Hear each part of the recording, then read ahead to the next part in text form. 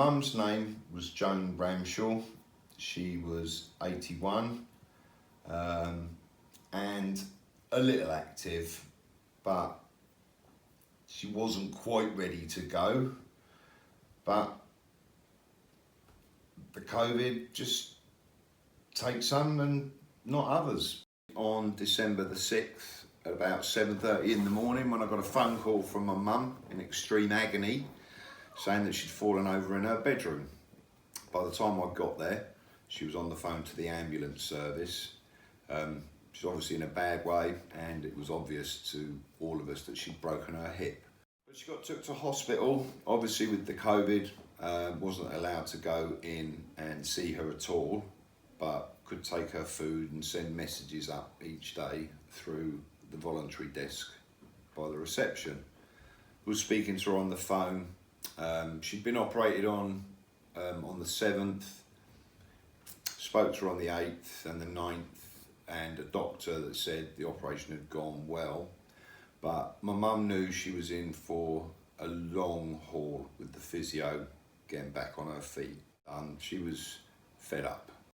It was around the 16th or the 17th of December, the hospital rang me and said my mum had been moved onto a COVID ward because she tested positive.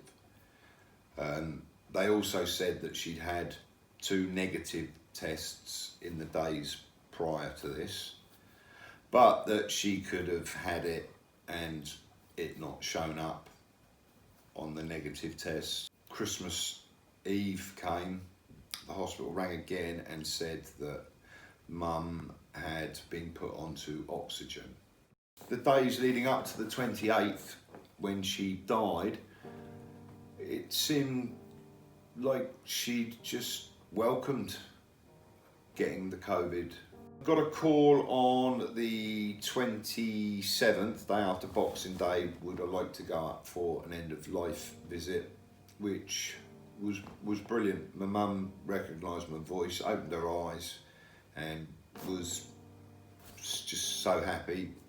Saw my girlfriend and said she loved me and she loved both of us. I want to be sad and upset and feel like I've been deprived of my mum, but she lived to 81 when no one else in our family had lived to 70.